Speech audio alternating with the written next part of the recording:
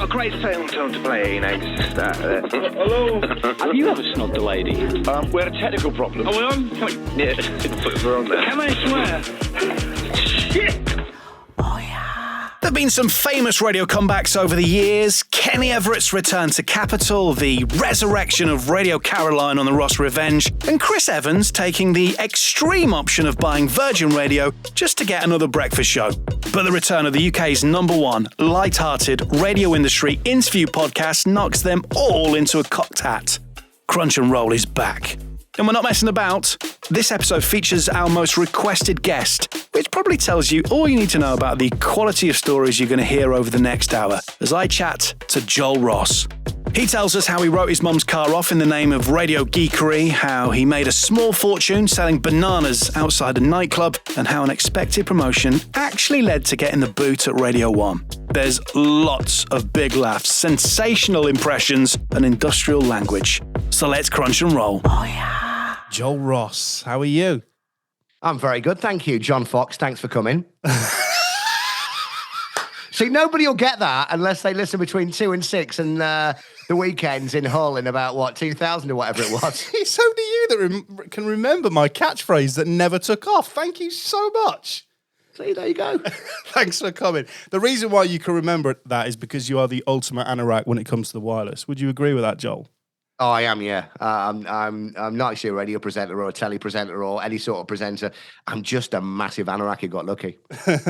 Right, so as always, Joel, let's go right back to the start. I always ask the question, but where did your passion start for it? I mean, you are very passionate about radio. Yeah, it was so much so that I would get on buses by myself at like 8, 9, 10. I lived in Scarborough, and you get the bus or the train to York or Leeds or a hill, and take 2 or 3 radios up there and just record some stuff. So you would hear all of these stations. Because bear in mind, in Scarborough at this point, there was no commercial radio till 1993. You could get a bit of Viking or a bit of Hallam or whatever, but it was always, a bit crackly. So I just, get on a bus somewhere, and I loved listening to that one-on-one person on the radio, and there were so many different people out there. You had your generic 80s wobbleheads at this time, the old Gil Baldens. You had all of those, but then you'd find like a diamond in the rough or whatever. And then it got to the age of 12, and I was thrown out of my house to get a job by my parents because I wrote my mum's car off when I was 12. Oh, hang on. How did you do that? She had a Mini, but whoever she bought it off, it was only like 700 quid or something. It was a Mini, but it had the brilliant radio in it, and you could pick anything up. So it was in the garage, and I just thought, if I just reverse it outside of the drive, I'll be able to get everything. And when the atmospherics are brilliant, you get like Horizon and all these other commercial stations from all over the UK and Amsterdam and whatever. And I put it in reverse, and there I am. I'm 12.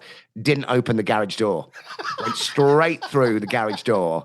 So I was chucked out at 12 to to go and get a job at a cafe for £1.50 an hour.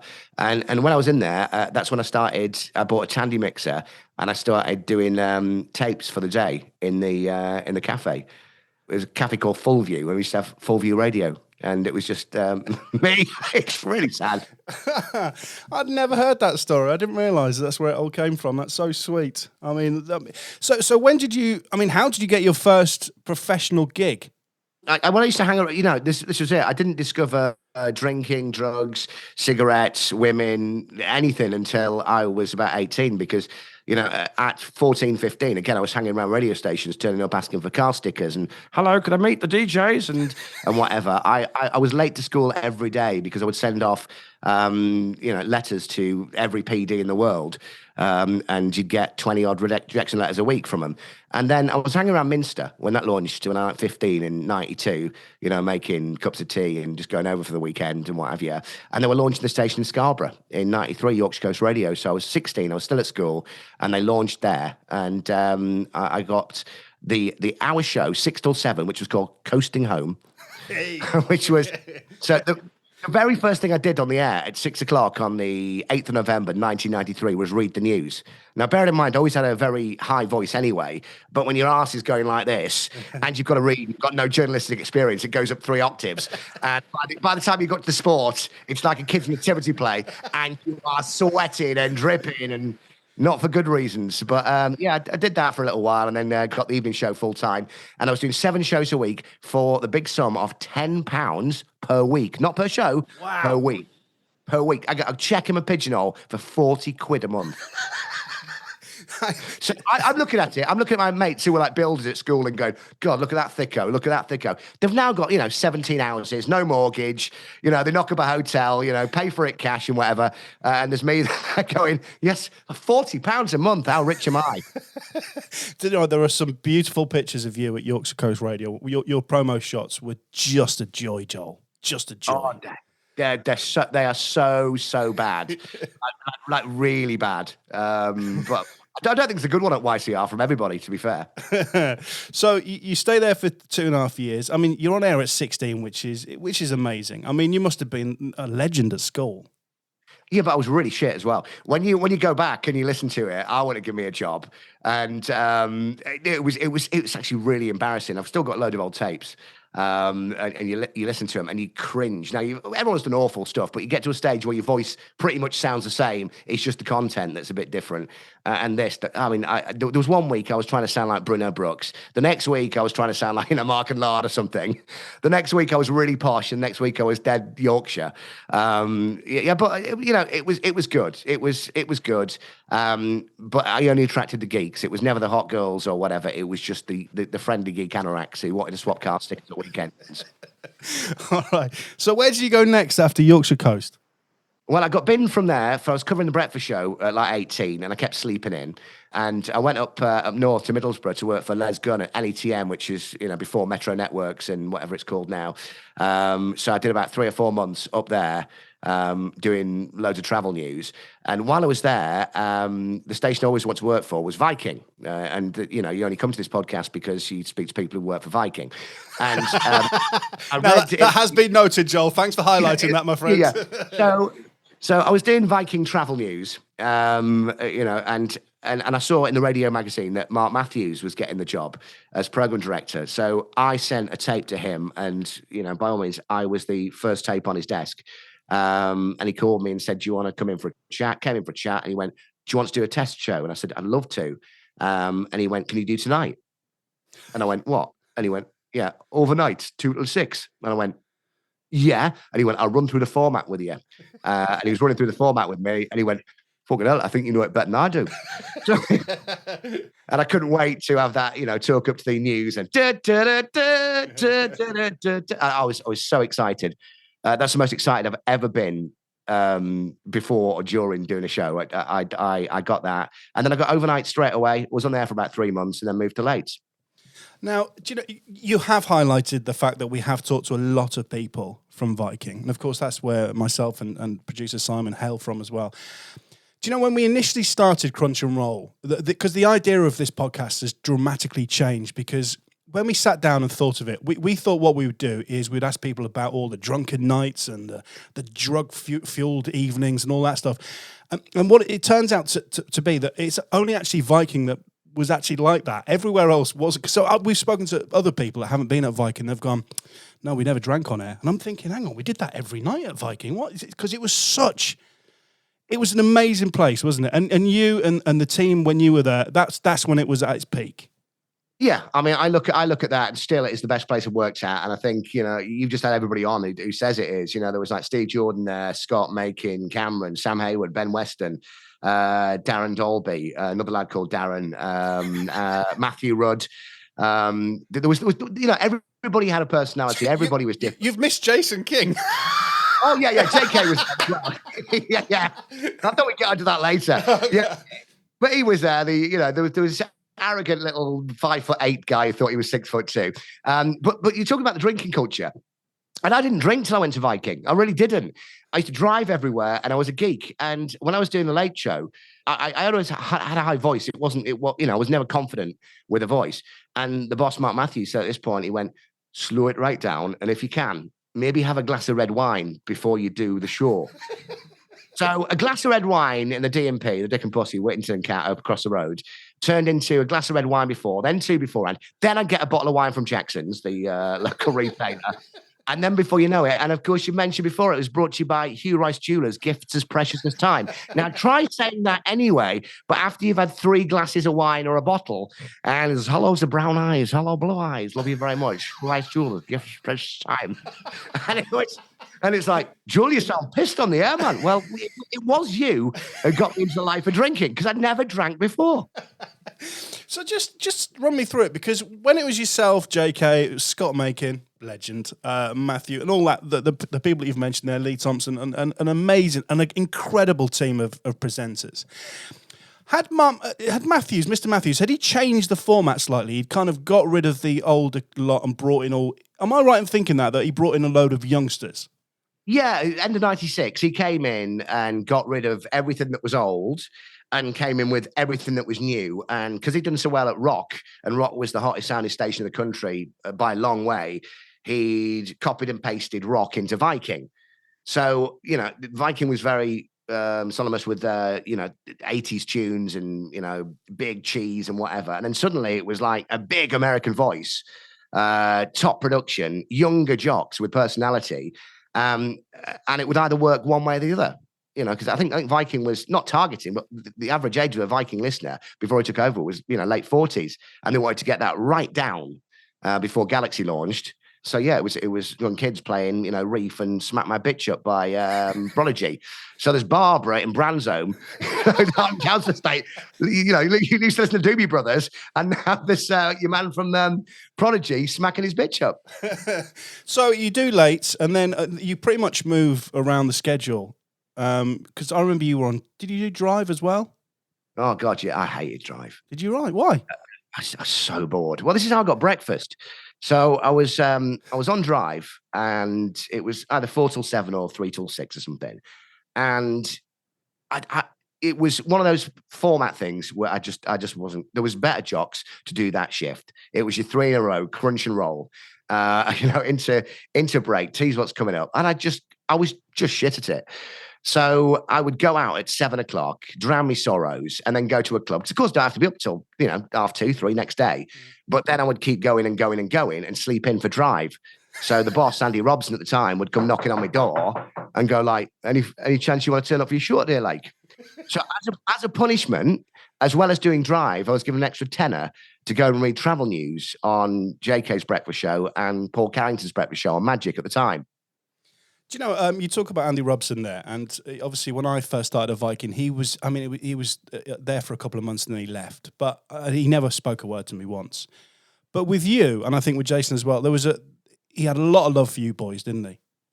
Yeah, I think there's 2 ways of looking at it. He didn't say a lot, and people would think he was probably miserable. In the first 2 weeks or 2 months he was there, he didn't really say a lot, and somebody introduced me to him as he's going to sort out our variety. So it was... He's probably just a tiny little bit older than me, and he would just sit there with his tracksuit top on. And I will say straight away, he was the first in the building, even before breakfast, and the last in there at night. And this is before he was program director. So he was in there making sure the music was right and, production and whatever. I think a lot of people liked him. He wasn't a horrible man by any means, and he was very driven. But I've heard people say that before about, he never spoke a word to me. But in the same way as like, you will sit here and praise a boss that you've had, and I'll go, I always find it like it's a bit like teachers at school. I will work for the ones that, I respond to getting bollocked. Robson would come in the studio and walk in at 9:45 in the morning, go, right then, I'm going to get my money back for that shower shit you've done this morning. And it's stuff like that. And I like that, but it also take you out and say, oh mate, that was really good. You deserved that. Or here's a Christmas bonus. Or I'm gonna, invoice for the next couple of shows this month, or whatever it would be. So yeah, after being put on breakfast with JK, just as a travel person, I was doing more and more and more. So he came up into the boardroom at 10 o'clock one morning. I thought, oh, what's going on here? I'm getting binned. And he went, so this is your contract? And I went, yeah. And he went, no. There's a new one to sign. and it was a contract, the biggest I'd ever had, and probably more than I'm on now, to a 3-year deal to co-host Breakfast with JK on same money. And that's when JK and Joel was born. Yeah, because we'd always been friends after about 2 months of him thinking I was a geek and me thinking, who is this little arrogant prick? And it was like it's like oil and water. I'd come in my waistcoat to my little tie and the anorak sort of thing, but he'd been at Galaxy in 101 in Bristol and was quite cool and was a cool DJ and would, and I was very, not introvert, but I was, very cheese. So yeah, got from there. So I was, it was a good time. I've got to say that JK and Joel, and I'm talking like you're not here, but it was an incredible breakfast show. Just at Viking, especially for me, that's what made it was you guys, and it pains me to say this, it was you guys, and it was the likes of Cameron, it was the likes of Scott Makin. It was that team that really inspired me to want to get into radio, because you and Jason were at Viking, and obviously you went on to other places and were equally as good, but at Viking, just an incredible breakfast show. Yeah, I just think it was different to what there was in the marketplace. And, Galaxy was launching and they were going to go for the younger end of the market. And it was like, what can we do? We're both young, free, partly single. And you would go out and live that life. But it wasn't the later on in years where it was only focused on a city centre. It was the estates where your age yard diaries go. So it was, it was a case of doing a barbecue on a big council estate and, bringing Kavanagh or some top quality out like 911 to a council estate car park and, knocking out beers at £1 a piece and, come and play football with us next Tuesday. And because everybody was a similar mindset, everybody covered each other's backside and everybody covered each other's girlfriends, probably. Everybody just looked after each other, and it was a dead friendly place to work. And it wasn't cliquey. It wasn't like somebody had come in and you go, "Who's this then?" or whatever. Like when Scott left, and I love Scott Makin, Derek, and he was. Whilst we're on the subject of Derek, can you talk about the boardroom meeting when? Right, so Mark Matthews is here and he's trying to make the station cool, right? So he's got Scott Makin, who was Derek Makin on TFM, and that's his name. So we called him Decker off the air, which is a cooler version of Derek. So we all get called into this boardroom before Scott Makin starts. And he gets a flip chart, Mark Matthews, and he's like, right, we need a cool name because I've got Derek starting. He's got a great voice. But I cannot call him Derek on air, like... So we're like, okay. So there was going through all these names. Seb, Sebastian with an acute accent over whatever. Oh, we're going through all of these. And knowing Scott a tiny little bit, I'm going, he's a rough Middlesbrough guy. Right? Fucking bollocks this, man. Call me what you like as long as you fucking peels. So yeah, we get down there. And anyway, we all then like clicked on that if we just gave him a really cheese name, and the big flip charts up there, and we're going, what about Brad? But but he needs to have a surfboard in his picture, right? He needs to be in speedos. He needs a spray tan, and of course, one person gets that, and that's how close we were. Everyone goes, yeah, that's the one. So as we left that meeting, he's going to be called Brad Making. But then after that, we realised it sounds too close to bread making. Right? So he went, we're going to call him Scott Making. And I went, but you can't call him Brad Making, which sounds like bread making. Scott Making sounds like Scott Making. So it was finally his decision, and he went with Scott Making, and he's still, Scott Making to this day on Radio Tees. Do you know, I mean, I've never kept it a secret that my favourite presenter on Viking was Scott, because he was just so cool on air. His voice was incredible. And when I did my first ever show on Viking, I don't know about you, but you mentioned shirt and tie. I turned up in a shirt and tie. I just thought you had to dress like that, and I was so smart and nervous. And I'd finished the show, and it was absolute dog shit. And Scott walked in, and he took his leather jacket off and his cap, and he flung it onto those big blue chairs that we used to sit on, and then he turned the microphone the right way round. I've never been. I was like, no, not my hero. Yeah, that is, but he done the entire show. I just thought the processing was crap. Yeah. And that's one thing that Viking never had was bad processing. That Optimod, I know you mentioned it before, and you can put that in the description. That Optimod there, I would pay a fortune for that. I think Ursi's got it now, to be fair. But no, I was devastated when Scott left, and he's been a friend ever since. He's a top man. I can just imagine him in the leather jacket and the cap and fucking hell. I mean, what time did he arrive? 3 minutes to or during the news? Oh no, it was during the news. Yeah, I mean that's how cool he was. And then he flung open the mic and just went, "Hey, Scott Macon here," and I was like, "Oh my god." Brilliant. Yeah, I mean, I used to say to him, open. This is the sort of relationship we had with everybody. It's like we used to call him Scott Three Links because he had the same 3 links that were just in rotation. And there was one time he was doing like the true life stories or real life stories that he was forced to do by the management, and it was the old Howard Tune thing. And people used to write him in the office, so it'd be whatever. And he was reading this one, and something clicked halfway through that he realised that this woman had been pregnant for 13 months. So he's going like, she found out she was pregnant in the July, could not wait to have this baby, and then the following November, she gave birth to whatever. Not bleeding elephant. I love Scott, and Steve Jordan was on after him as well, and I love Steve. Spoke to Steve last week as well, and Lee Thompson, and it was just a great time. I used to have the best arguments with Lee Thompson, who was head of music. And at the time, I thought we should only be playing like R&B and cool stuff. And I nearly resigned because he wouldn't play Eternal and BB Winans. And Lee's going, "Oh, it's cheesy, man. It's cheesy. We need to be playing Cast and, Swede and stuff like that." I'm like, "Oh, it's smelly rock." And Do you know, there's a couple of times when you and Jason had been, and for people that don't know, Viking used to have this Friday night thing live from the Gallery nightclub in York. And Joel and Jason used to go and host the show live from there. And myself and Tom ended up doing it. It was always a messy Friday night. And young Simon Scholes used to drive us there as well, so we could get absolutely smashed. Because I looked up to all you guys, and I was doing a show on a Friday when you were driving back. I just started doing weekend overnights. And a couple of times the XD would go, and I'd be like, "Oh, fuck." And it'd be you or Jason. And the first time it was Jason, and he went, I think I'd called the band Limp Bizkit or something, or Limp Bizkit, and I got it completely wrong. So Jason thought that was the time to just point that out. The other time, Joel, you rang me on the XD, and you said, "It's Joel here. I just want to report a crash." And I was like, "Oh, where is it, mate?" And you said, "On the vocal of the last song." Oh, yes. That was it. But the thing is, you used to call the drive line. That was the best thing. 01482 226 500. And you'd call that when a jock crashed a vocal, and you go, "Oh, yeah, I just want to report a crash." "Oh, yeah, whereabouts is it?" "It's just on Anastasia." You took the front off. Or as you used to call her, Antasia. I think that...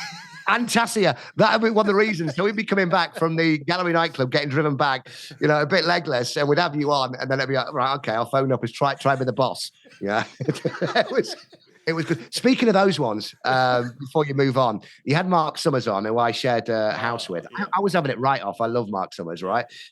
But I was paying 400 quid for this a month, and I used to charge him 350 for a room. So, right?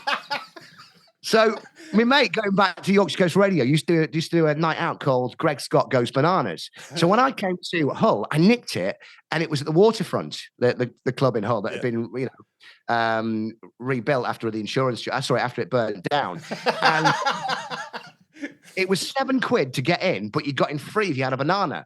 So at the height of Mark Summers being skint and living with me, we used to go down Jackson's, buy a shed load of bananas, and flog them around the corner for £2 each.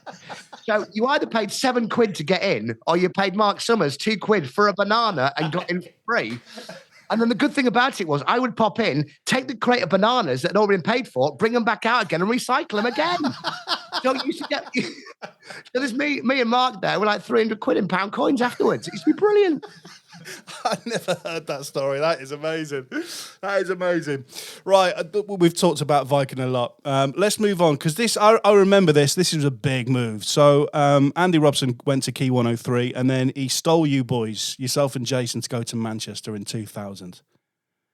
Yeah, it was the move that you wanted it to be, and you got. I was sad in one respect, but also it was Key 103. And they wanted to change it and make it a little bit more like Rock was and Viking was.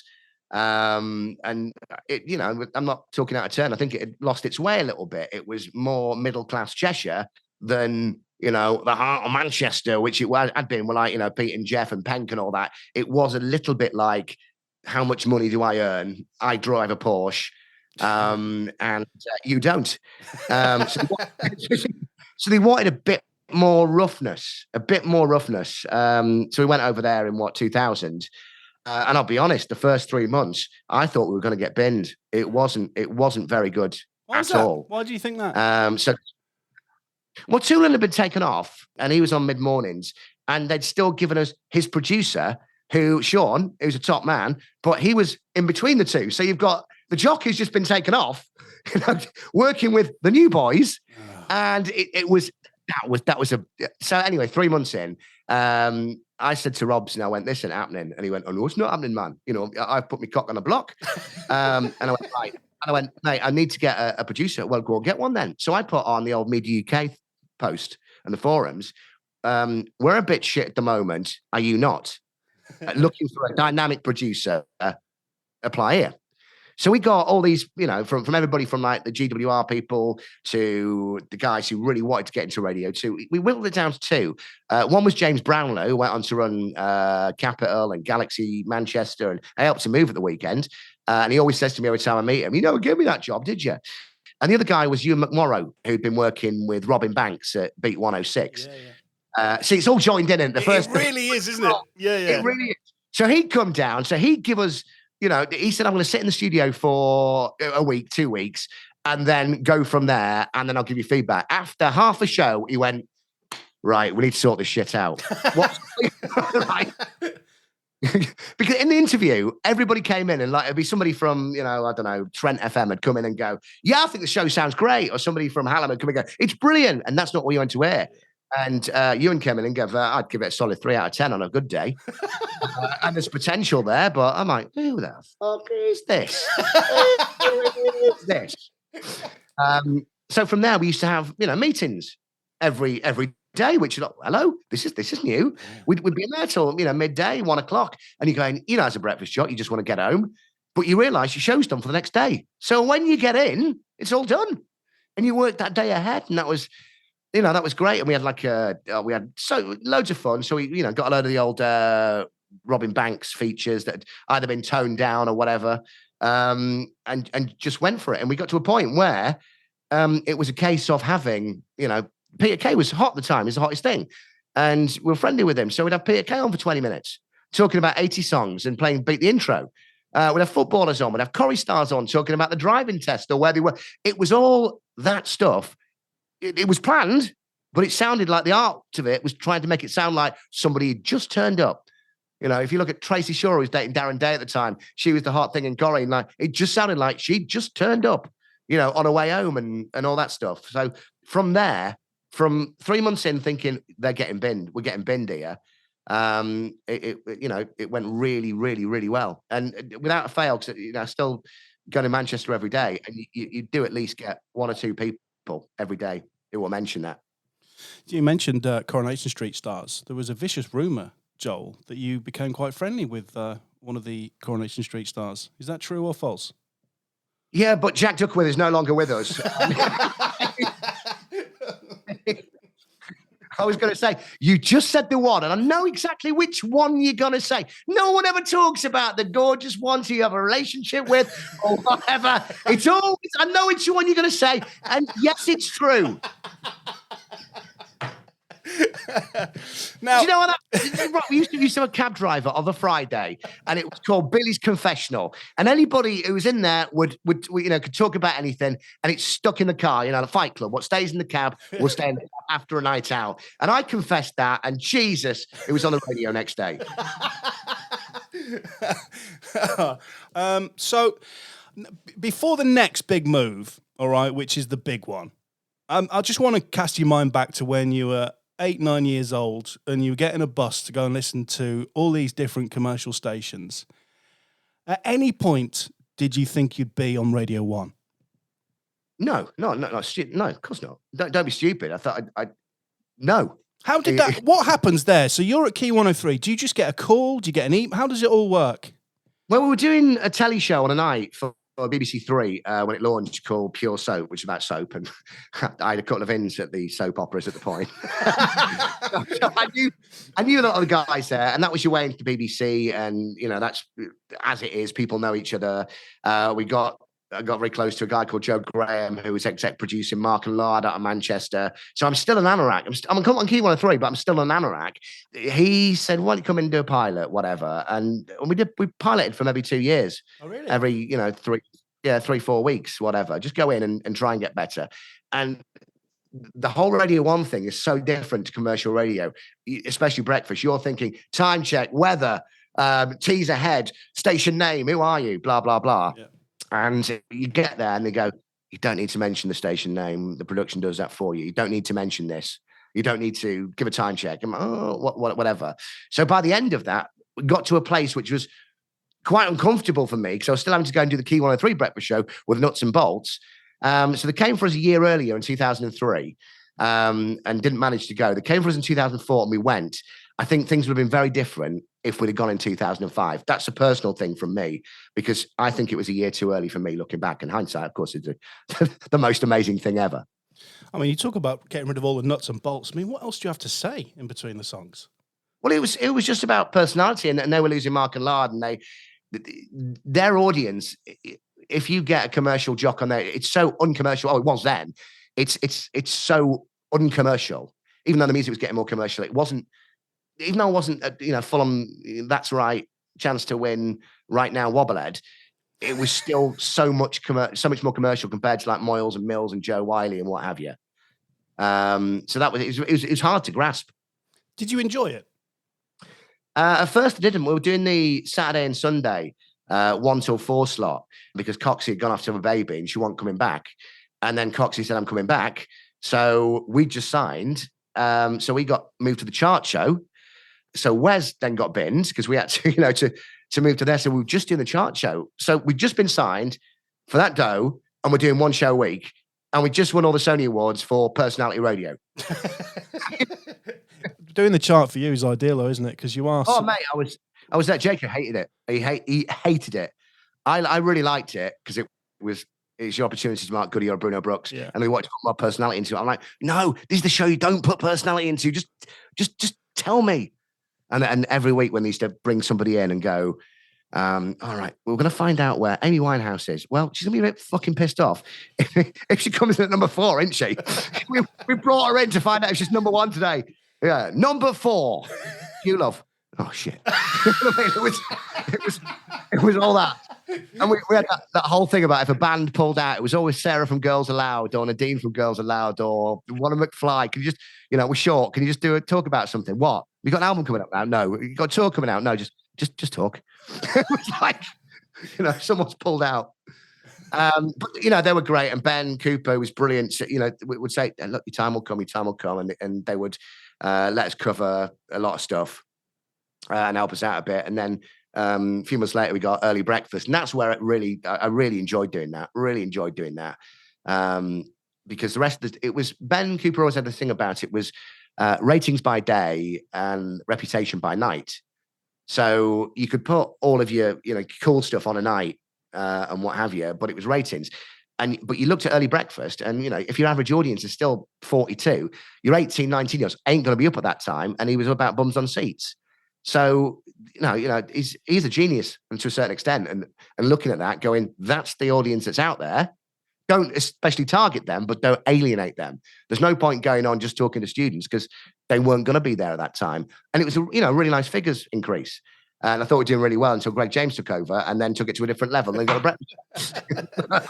Well, you ended up building a nice. I mean, I used to listen a lot to Radio 1 at that time, and you built a nice relationship with Moyles, didn't you? 2 things I remember were what if Moyles says bad things about you on the radio? I'm like, so in my head, if Moyles wants to talk about me for half an hour on his breakfast shows, 10 million people, that is the best publicity ever. Bruno Mars is coming in for 20 minutes. I'm getting half an hour every day. People know I am. So when I go to a TV meeting or I go for a voiceover, they know who you are. And I'm like, yeah, great. And, I spent probably 4 or 5 nights out of the week with with Moyles. And when I was moving to London, he went, "Where are you moving to?" And I went, "I don't know. I'm going to look." He went, "You're moving to Belsize Park." And I went, "Where's that?" And he went, "Near me." So I went, "Okay, I'll move there then." So it was every night, 4 or 5 nights a week. And that was good times because, I was still up 3 hours before him, but he was, he'd do handovers for half an hour in the morning. And sometimes there's probably only me and him knew what was going on. A lot of fun. Just share, what was it like working amongst the other Radio 1 greats? Very friendly with Scott Mills, very friendly with Moyles. Again, they're very, very different. But I moved to Kentish Town, which was next to where Scott Mills lived. And I came back from my parents one Christmas. I think it was about 2007. And Scott texted me going, "When you back?" And I put, "I'm back now." And he's like, "When you on air?" And I put, 2nd of January. "Me too. Do you want to do something?" And I went, "Yeah, okay." So we've got like 4 days or whatever. So he went, "I've got loads of fags in. Go and get some wine and come round." So we did. Anyway, we get drunk. We're watching old episodes of Prisoner Cell Block H and putting the world to rights, chain smoking, or whatever. And I went, "Should we go to Amsterdam?" And he's like, Yeah. I went, "Well, I'll get the flights, you get the hotel." So he's like, yeah, no problem. Right. So I booked some flights online, EasyJet, get a car to the airport. Scott Mills just takes his suitcase with a pair of tracky bottoms in it. I mean, he is bollocks at this point. And we get there, and he got recognised at check-in. If they didn't recognise him, we'd have never got on the flight. So we got over to Amsterdam, and this is about 2:00 in the morning, whatever. We get to Amsterdam, say 4:00 in the morning, get through, get a taxi to this hotel, check in, the whole lot, have a little kip, and then we go out. And I said, I'll be back in a sec. You stay here. And at this point, by the way, he'd lost his mobile phone. I think he'd left it in the taxi in London. So I'm like, "I'll come and get you in 10 minutes. I'm just going over there to look at some postcards." So I go and look at the postcards that I could send back to my family, and then come back, and there's no Scott. So I'm sitting around looking, keep checking, nothing. About 2 hours later, go back to the hotel. He's no Scott Mills. He's not there. So I go back out, leave a note in there going, "Mate, here's my number. Call me from a payphone or a hotel phone." Right. This happens for 2 or 3 days. Nothing. Anyway, about 3 days later, get a call from a random British number. I'm like, "Hello?" He went, "Joel, it's Scott." I went, "Hi." He went, "I'm in Bristol." I went, "What are you doing in Bristol?" He went, "I got a panic attack and I had to come home." So I went, "Let me get this right. You had a panic attack in Amsterdam. You didn't just go back to the hotel, which is 20 minutes that way. You managed to get yourself to the airport, book yourself on a flight to Bristol, and go and stay at your mate's house with no mobile phone." Right? He's like, "I'll explain when you get back." I was like, "All right, nice one. Cheers. I'm here by myself. Bye." Realizing that his card is behind the hotel reception. Champagne all night, let me tell you. "Would you like some flowers to your room, sir?" "Yes, I would." "Would you like to use the gym?" "I'd like to use it for 2 more weeks, thanks. And let all the homeless people come in as well. Can you upgrade me? Thank you very much." The whole lot. And then I just saw him a week later or whatever, and he was quite sheepish. He went, "Sorry about that, I had issues." Well, okay, don't worry. Cunty. We apologise, sir. We just play records till 8, 9. When do we finish? I'm not drunk. I've had a couple of drinks. I'm not drunk. So, look, you leave Radio 1, and what an incredible achievement to get onto the big boy. But you then do a little bit of cover at Capital. That must have been a bit of a culture shock, then going back to doing the nuts and bolts. Yeah, so when I decided to leave Radio 1, to go and do some swing at Capital, I've got to tell you about the exit. One thing I don't get is when jocks get binned, just say you got binned. Yeah. There's many binnings at a big company at the minute, and everybody knows. Just be honest. So, you had to have an agent at Radio 1, right? And he phones me and he goes, "I've been called in tomorrow at 10 o'clock. And this is the time every year when they start changing the schedule." So, of course, I go, "See you later, Colin and Edith. Here comes afternoons." This is great. So I said, "Who's in the meeting?" This is Grant, the agent. "Who's in the meeting?" He says, "It's just Ben Cooper." And I went, "Oh, well, we've got afternoons then." He went, "Why?" I said, "Well, if Andy Parfitt's in there, we're getting binned." And he went, No, it's just Ben. I went, "You sure?" I went, "Yeah, okay, see you at 10. So we finish early breakfast at 6:37, whatever it was. We go out, have something to eat, come back in, hey, get in there. And there's Ben sitting round, we're having a laugh. Yeah, it's all good and all that. Door goes. There's Andy Parfitt. And he says, guys, we're making changes. And still at this point, I think I'm getting afternoons.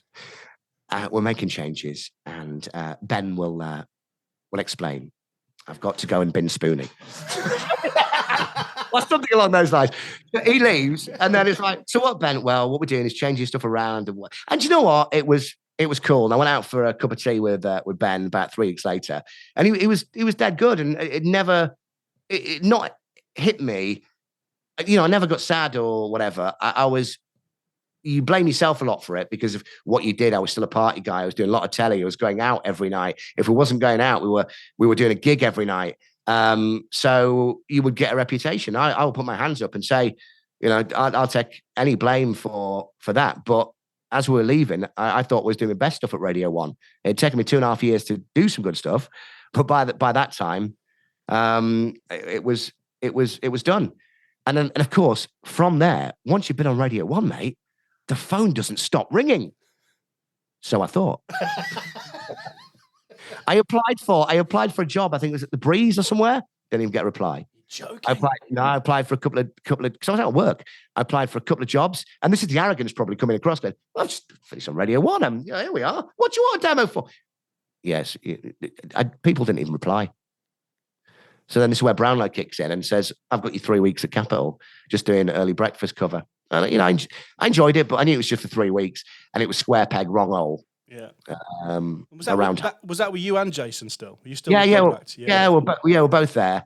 You know, I enjoyed it, but it was never going to go to anything because they were making things a lot younger, and at that point they didn't want to.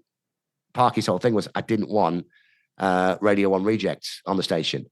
That was a sort of, you know, not as a dig, because I love Parky. He wanted to be seen as better or on par with Radio 1, not just getting people who got binned from Radio 1. Who decided to leave Radio 1. Yeah. All right, so then you go to Virgin in 2008, which of course turned into Absolute. Because how many years were you at Virgin for? Exactly 1 year. This is my second favourite place to work after Viking. The 9 months I was there when it was Virgin, I had the best time. We were just doing Saturday and Sunday, 10 till 1. So that, you know, it's normally somebody's 6 shift, and we've talked about that before, but this was your chance to get all your shit out. So you got 5 days of shit over 2 days, and you could pretty much do what you wanted apart from play Girls Aloud. But we, you know, we'd have a guest on, and everything was long form. And I remember David Lloyd at Christmas party. It was great. There was a song playing, like Def Leppard or something. And I went, "Oh God, I love this song." And he went, "Do you like music?" I went, "Yeah, why?" And he went, "You never fucking play it, eh?" No, only joking. Can I just say congratulations for the best impression of David Lloyd so far? That was brilliant. You got the award. Yeah. There was another one as well, which he said, we had Andy Peters on, and he was essentially talking about John Barrowman's penis. And whatever. And this isn't visual, and you don't have the live stream, but David Lloyd was sitting there and he was like rubbing his legs like this. And he went, "I'm not sure it's appropriate for you to be talking about the size of John Barrowman's cock at 11:15 in the morning, but I tell you what, didn't half make me horny." He's the marketeer in him, the programmer in him. I had so much fun there. And then it went to Absolute, and they were doing this thing from V to A, where it turns from Virgin to Absolute. And I remember sitting in the studio. Now, bearing in mind, David Lloyd had given us 2 producers called Tony and Guy because he thought it was funny. And Tony Murray's high up in Bauer now, and Guy is at Global, high up. And both great. But that was the David Lloyd mentality of everybody just have fun, and it was great. And I remember just sitting there going, "I don't know any of these songs. We're not long for this world." You know, we're really not. And, you know, loads of people love the Absolute Radio where you stick it on your head and eat your slippers. And there'd be people falling around going, "This isn't funny."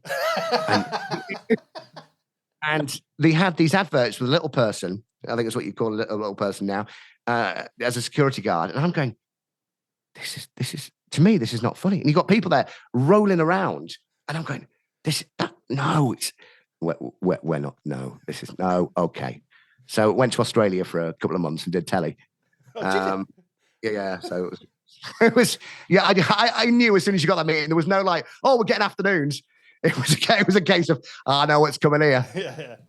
Well, I appreciate your honesty. And then obviously the next move, I remember this, Radio Air, or the Poison Chalice, as some people call it. Yeah. So didn't have a lot of work on. When I say a lot, nothing.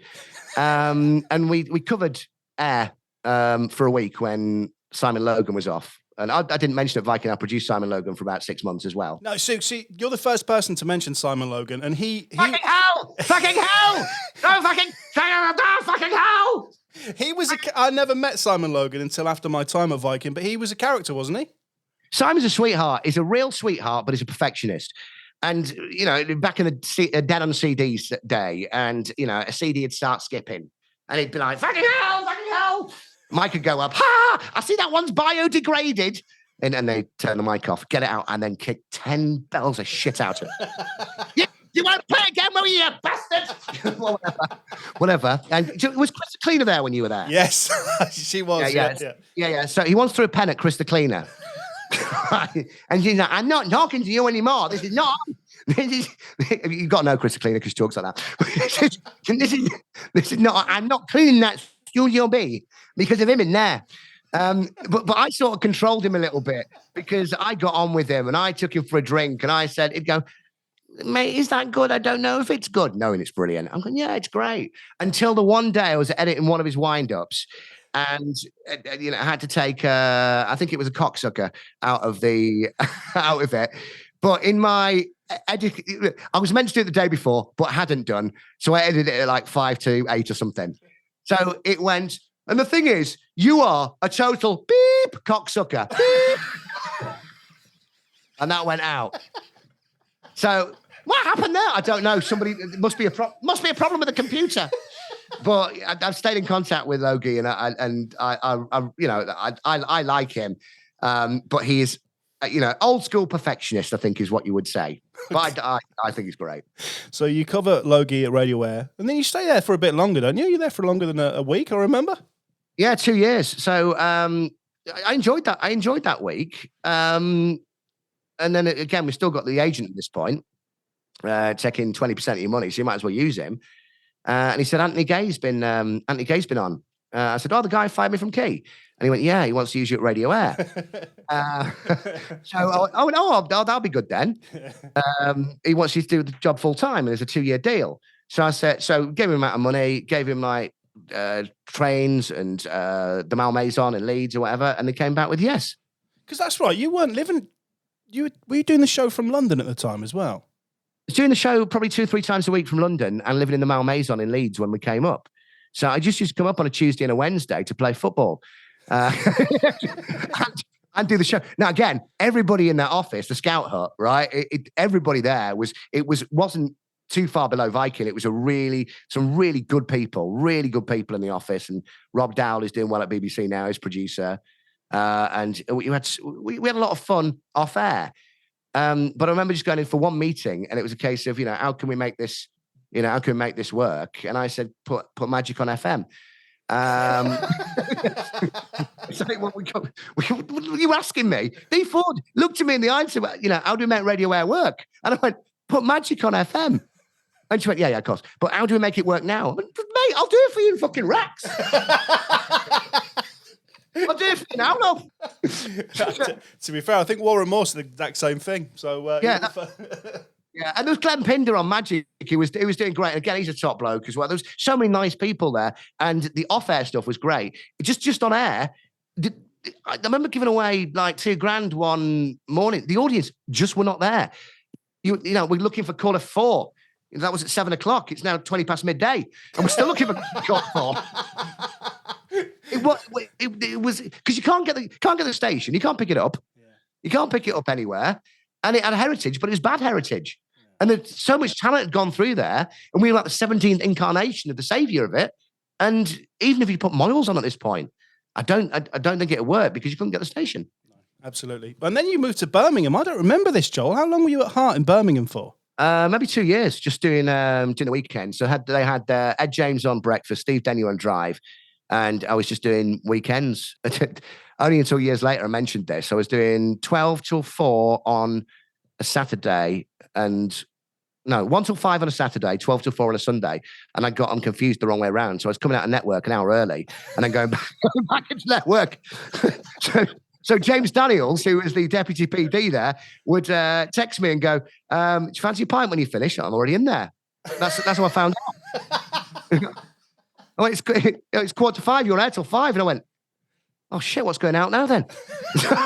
So I'd taken us out of network an hour earlier and put us back in an hour earlier as well. When you were at Heart, you were on your own now? Yeah. Oh, yeah. So JK had gone he done some little bits. Excuse me. And it was around the time of, two blokes on the radio don't work. You can. Absolutely. I've heard that as well. Yeah. Yeah. Two blokes on the radio don't work. And you're a great solo jock, and it's great just to tell people how the songs are and whatever. So at this point, I'm thinking, well, if I don't get anything now, I'm going to go and do something else. And then I tried to go and do something else, and I realized there was nothing else to do that I actually cared about. Yeah. So yeah, I was doing that, and I actually really enjoyed it. Again, a great team in Birmingham. And I've not been to Birmingham since I was a kid, but God, what a city now! It's a tremendous city. And I used to walk past the train station every day, and that Free Radio just rebranded. I genuinely thought it was Asda. As I walked past a couple of times. I'm like, it's some of the worst branding I've ever seen in my life. Sorry, David. You're walking down there. I'll tell you what, that branding that we ended up with was far better than the original plan. It looked like a Tampax packet, trust me. I just want to go, because I've never spoken to you about this, but when you and JK split up, I mean, how did that feel?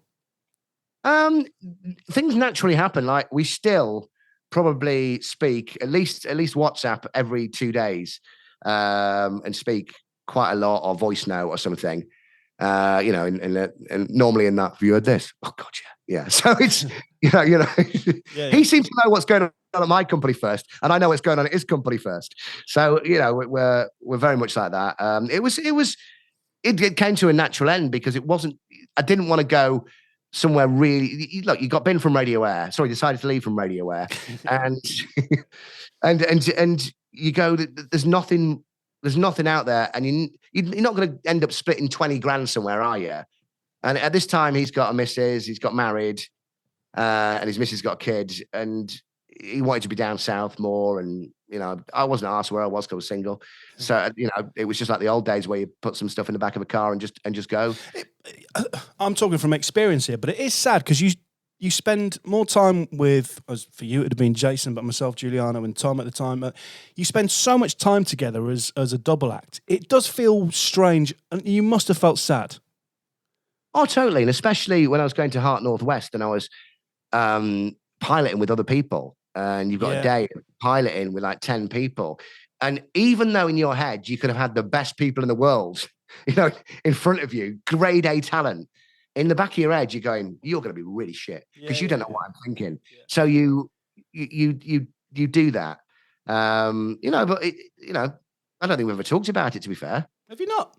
Oh, no. There was always a couple of comebacks happen. But I think the nice thing is, when people talk about old jocks or old TV shows and they go, oh, they were great. And they come back and you go, they weren't really. Do you know what? I'd love to do like a weekend show on Absolute or something like that. Saturday morning, just a one-off or with JK. I think that'd be great. And of course, that's when you can get that out of the way. Because every time we get back together, it's just like you haven't. It's set up like that. You know how it is. Yeah. Now, Heart Northwest, which you mentioned, you ended up working with Russ Morris, somebody I worked with. Oh, yeah. I've been texting Russ this morning. I mean, he is one of my best mates. He still didn't invite me to his wedding when he first started. But he... Not bitter at all, Joel. Not bitter at all, no. But him and his wife, Lizzie, and his two kids are very friendly with me and my missus, Lily. Lizzie and Lily, it's quite... They sound like a couple of strippers. so they just live up the road, and we're going to theirs between Christmas and New Year. And yeah, I love Russ. He's great. And now, do you know Lewis Clark? Yes. Oh, right. So, a lot of people love Lewis. A lot of people hate him, right? And I'm not sure he got me or liked me at first. And I was I'd made it very obvious that I wanted this Breakfast Northwest gig. And sort of said, look, to myself, if I don't get this gig, then that's me done. It's back in the Q103 market, but it's also got everywhere else, the old Century regional. So it was real radio. That was changing. And every 6 months after Global bought it, it kept being put back. And I'm like, it's another 6 months of getting like 2p to work in Birmingham. And I forgot a hotel and trains. I've actually not even broken even, Mum, because you lent me 20 quid. And the bailiffs are at my door. I mean, this is serious. I had to go in between a cover of a breakfast shift and a drive time shift back to Manchester to serve an eviction notice, or to defend an eviction notice from Northern Rock. And this is, people who know me know I'm not joking, and I'm not joking. No, I know, yeah, I know. I mean, you've obviously heard the Crunch and Roll episode with our mutual friend Mark Summers. I always think you two are very similar when it comes to cash. Oh, mate, if it's there, it's there. If it's not, it's not. After payday, it's gone, unless he's selling bananas outside the waterfront in Hull. So Lewis Clark phones me and he's like, "Darling, it's on. I've got the job for you." He's like the campest straight man in the world, right? And he's always got something wrong with his wrist. I don't know what he's always got a bandage on his wrist, right? So he's like, anyway, we decided that you'll get this job, right? Okay. I'm like, oh, brilliant. So here we are. Don't tell anyone. JK, keep this yourself. Robin Banks, keep this yourself. Digital spy, keep this yourself. No, so gets this job anyway. I'm all getting prepared. 2 months later, I'm mopping my floor because I've saved my house at this point. And Lewis calls and he went, "We've changed of plan. We've decided to go with somebody else." And I went, what do you mean somebody else? He went, "Honestly, when you find out who it is, you won't believe it either." And I'm thinking, that's a bit like saying to your missus, "Sorry, my love, I'm leaving you. But wait till you see who I've been shagging." She is stunning. It was a little bit like that. So I did me a little bit of digging. And it turns out that that offered it to Paddy McGuinness, who, again, I'd spent every night in Manchester with for 4 years. So they couldn't come to a deal. So I got the call. It's back on. Oh, did you feel used? I didn't mind at this point. I didn't mind at this point. It was, where's the contract? There's no negotiation going on. Just sign it. And then from there, Lewis gave me pretty much free rein. I went in there and look, if anybody says I'm a shit to work with or bad to work with or a pain to work with, I just won't do crap. I don't mind looking a fool. I don't mind doing a video where I'm covered in whatever you want. It can be horseman you for cover me in whatever you like. I don't care as long as it looks good. And the same on the air. You can make me out to the biggest whatever as long as it sounds good. And by the way, I'm not doing the Big Town Showdown because I believe it to be the worst feature I've ever heard on the radio. And I won't say the strap line. But apart from that, I'm all in. Well, I always thought, your breakfast show at heart was really good, really strong. Although I loved it. It was always just weird hearing you without Jason, but obviously we've moved on from that. And then, of course, now you're I think I said the very same to Warren Moore, you're quite a rare breed because you're still on air on commercial radio, which is well done, mate. You're now on Rock FM, and we've had quite a few guests on Crunch and Roll who have spent time at Rock FM, and they've said Rock FM's quite similar, or at least it was to the Viking. It would seem that it's quite a nice place to work. Yeah, during the Viking days, we'd all go to Rock FM and nick their ideas and then bring them back. So, like something you're on, it was just a copy and paste. Anything Rock did, we'd do at Viking. Things change over the years, but James Brownlow was in charge at the time. And he said, "Look, there's a gig here going. I don't know how long it'll last for. Money's a bit crap, but you will have a brilliant time." And I went, I've worked with him a couple of times, his mate. I was like, absolutely. Expecting 3 to 6 months. And then, whatever happens. 3 years later to this very week, I'm still there and I've just signed an extension. Right? Amazing. So, again, and people talk about figures and whatever, and I tend not to, but it's the first time in 12 years or whatever it is that the market leading station at breakfast in every whatever you call it, reach hour share, whatever. So I'm not one for number one here, number one there, whatever. But even with COVID in between, it was a case of, even though people think I'm a prick and a clown and whatever, it's my business. It's a business. So I look at it and I go, right, what have you got out there? So I was in the heart for a while. You've got those heart listeners that like the local stuff. They've now got Jamie and Amanda, and they're very good at what they do. Then you've got the Capital Breakfast Show. They're good at what they do, but it's not what I do. Then you've got Greg James, who does what he does. And then, of course, you've got the LBCs and whatever and Smooth, right? Which, you're not going to compete with. Yeah. So what can I do that they are not doing? And I sat, with many bottles of wine and packets of cigarettes and tried to, without being fake, just go through what I could do that they can't do. And every time it came back to speak about myself. The other morning, and this is no word of a lie, and Mrs. is working through there at the minute, right? So it's still a bit touchy. This is 2 weeks ago. Nobody calls you when you do a breakfast show on your mobile phone unless someone's died, yeah? Yeah. So it comes up, Lily calling. Oh, shit, who's that? Right, okay. 8:30 is your latest. Right. Oh, yeah. She went, we've got law enforcement at the door. And I went, what? About the parking ticket. So, of course, I went, which one? Which one? Right.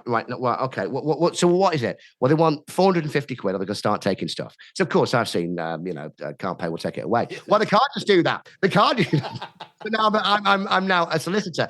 Say your producer, can you just get out news for me? Just play 2 songs here, right? Yeah. Put the competition back. So I'm like there. Put him on, right? So he's like, yeah. Well, I appealed against this ticket, and anyway. So there.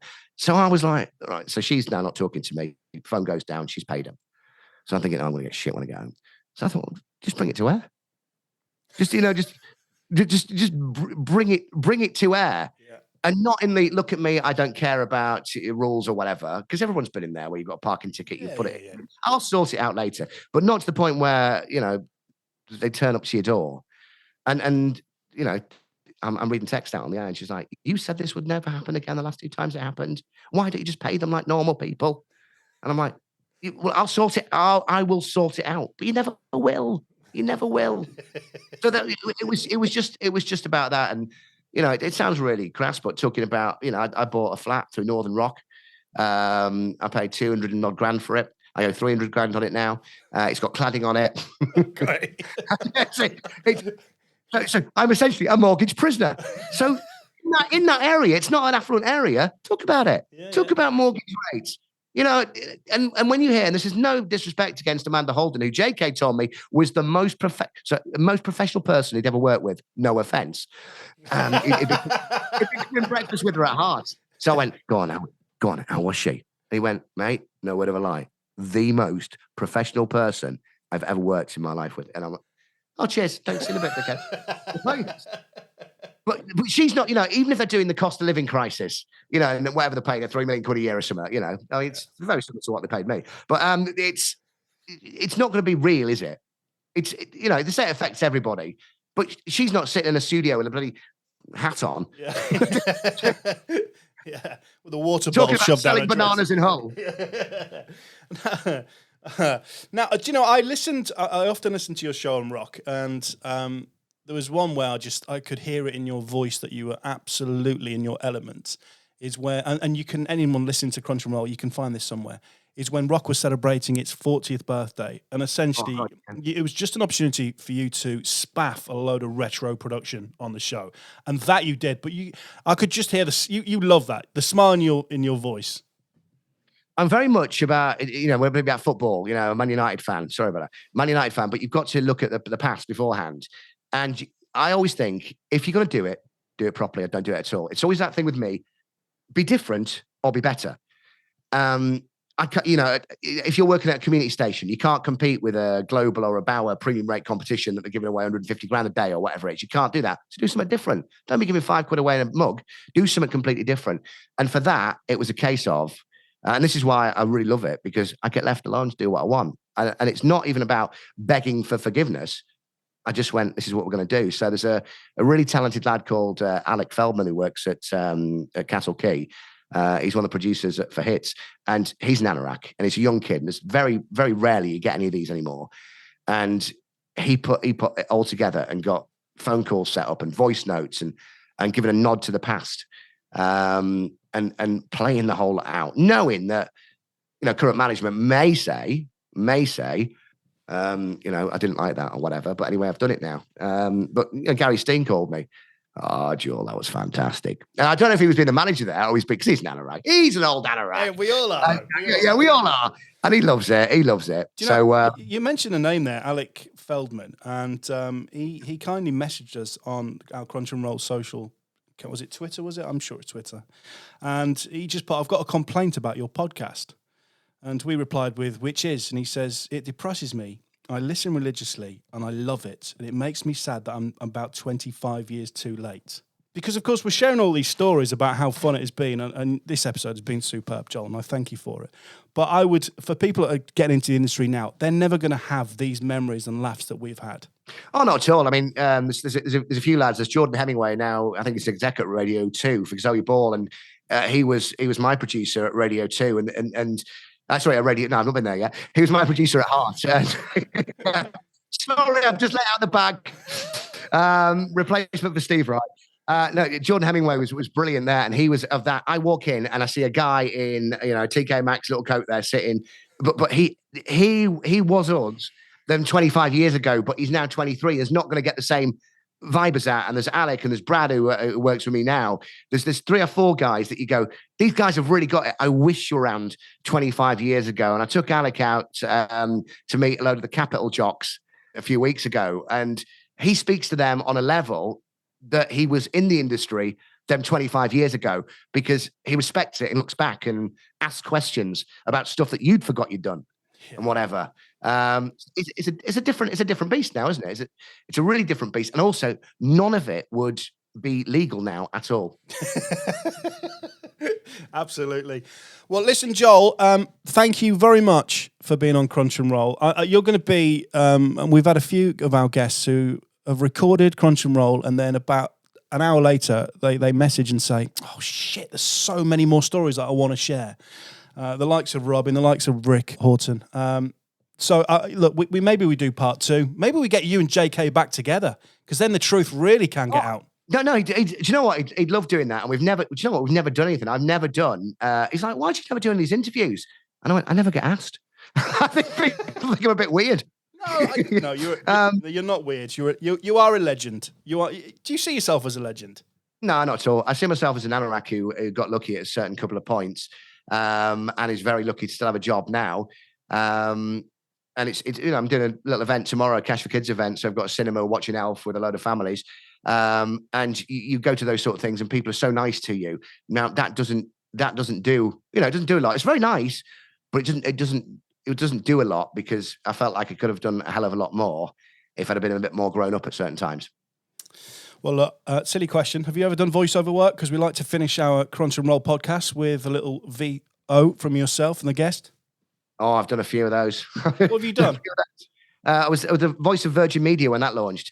It was, which got into a bit of trouble because we had a deal with Sky at the time, and I never thought about this, but it was more or less, if you break it down, it was get Virgin Media, fuck Sky. That's how it was. And it was hard breakfast with Sky. I'm like, oh shit, you don't need a dish. Oh bollocks. Oh, but it's 25 grand. I couldn't turn it down. Well, Joel, thank you very much. Take it away with the end credits. You've been listening to Crunch and Roll with me, Joel Ross. Subscribe on your favourite podcast app to get every episode as soon as it drops. Crunch and Roll is a 969 media production presented by John Fox and produced by Simon Lewandowski. Off. Oh, yeah. 2 premixed vodkas. Just to get through the 8 o'clock hour.